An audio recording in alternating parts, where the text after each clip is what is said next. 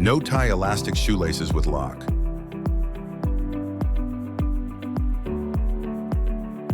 Fit the lock on the lace.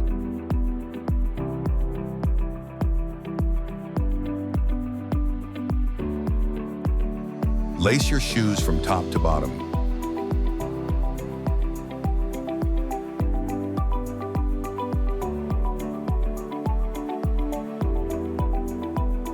Insert the lace into the metal capsule.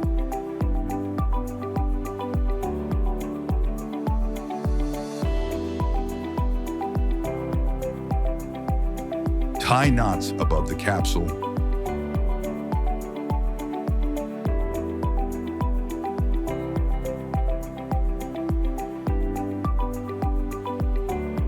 Trim the excess with scissors.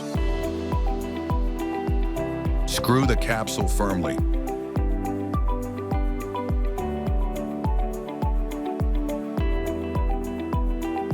Tighten the lock and you're done.